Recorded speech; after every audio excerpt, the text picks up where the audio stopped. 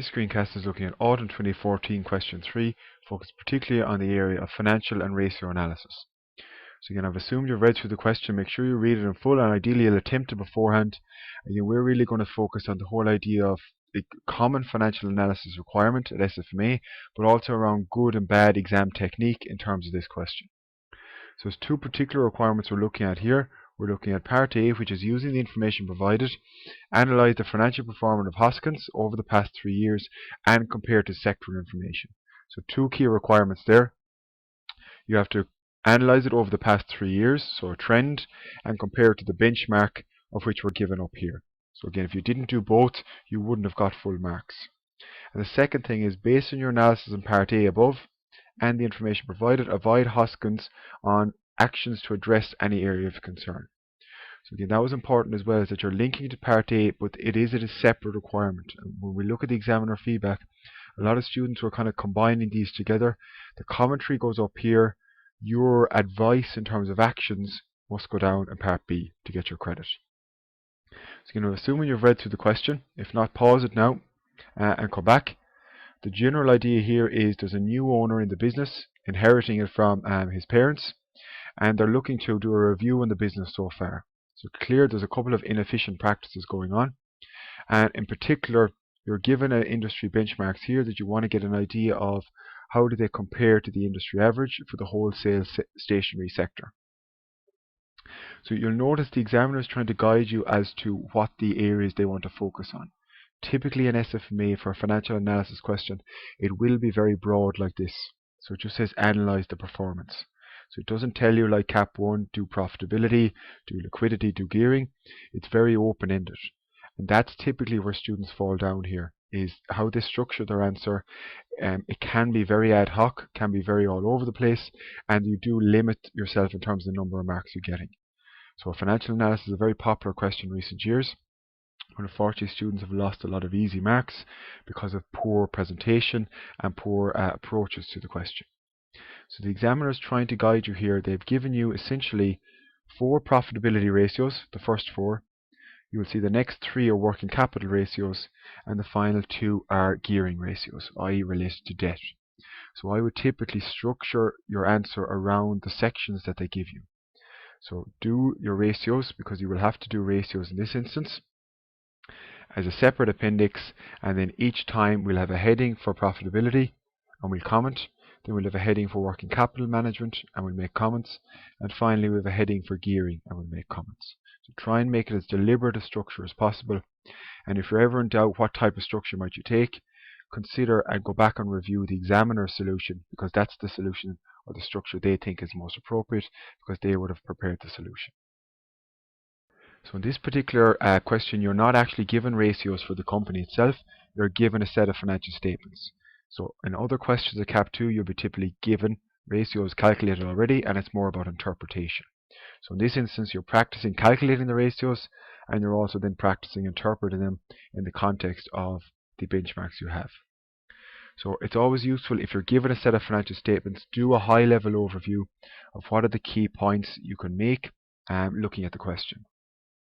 So one key obvious one is it's very static growth 2011-2012, but then a good jump in growth to 2013, but that hasn't been matched to gross profit. So gross profit has remained fairly stagnant, so therefore the relative profitability has overall fallen in 2012-2013. And again, you can see profitability has fallen on a net level as well, which the primary driver is likely to be your gross profit decrease in terms of margin. So dividends have fallen year on year, so they're now half of what they were 2 years ago. The land and buildings are about 3 million, and we're also told in note 1 that 65% of these are in old premises and 35 are new. So again, if you've read the question already, you'll know they have an old surplus premises they're meant to sell off, but they haven't sold it off yet. So a big bulk of that land and buildings is for premises that's not in use. Cash is still around the 1 million, so they still have cash on hand. They have over 1 million of trade receivables, which in the context of just a 2.5 million business seems fairly sizable. So they do have a big amount of trade receivables.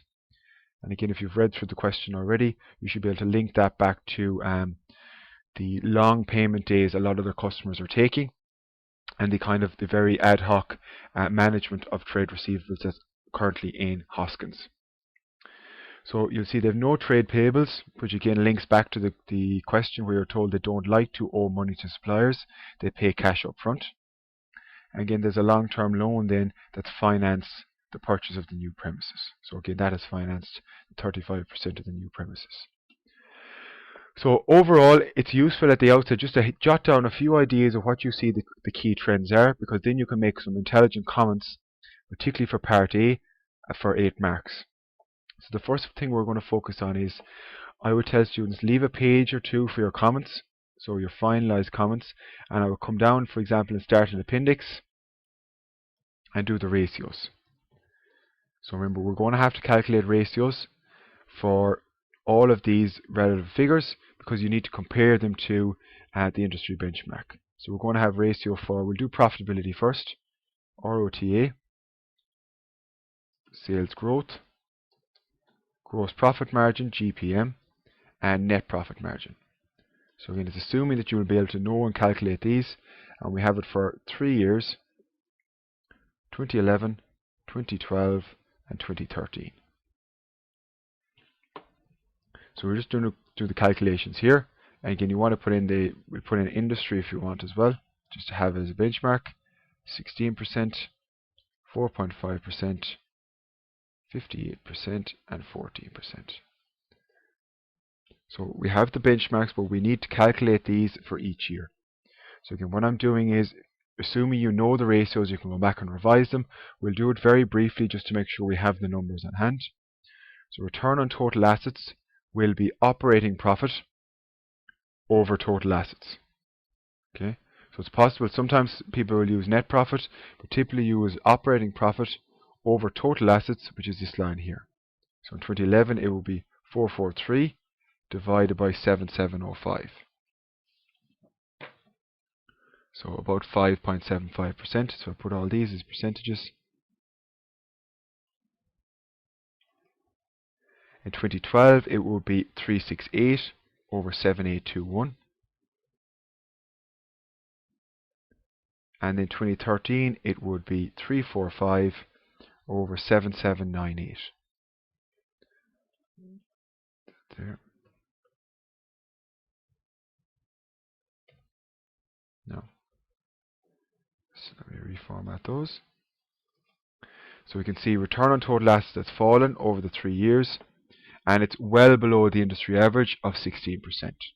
But again, as you go through, you're trying to make those solid comments because that's where the marks are going for. There'll be some marks going for ratio calculations, but a lot of the marks will be going for actual comments and interpretation. So 16% return on total assets. For the sales, so that should be sales growth.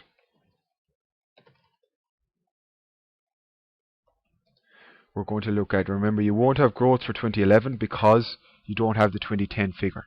So it's not going to be there, but you will have growth for 2012. So its growth is the current year, 2254, divided by last year, 2210, minus 1. So the growth figure there is about 2%. So you've grown from 2210 up to 2254, for relatively small growth. However, we know now for this year that it's going to be a higher percentage because it's a big jump up.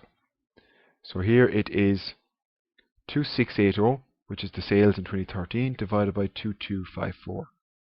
And you take off 1, so you want to get at the actual growth, and that is about 19%. Alright, so 18.9%, so that's a very big jump in 2013 and well above the industry average, which again is very promising. So that's the kind of comment you make there, that they're very much outstripping the average industry growth rate and more likely gaining market share. So gross profit margin is fairly straightforward. It's just gross profit over revenue. And we'll do that across. And we'll do... So we can see here in terms of profitability percentages, the trend is declining, worrying a big enough decline, so 12% fall over 2 years, and it's well below the industry average of 58%. So a good student might link that and say, you may be growing sales, but you may be changing your mix because your gross profit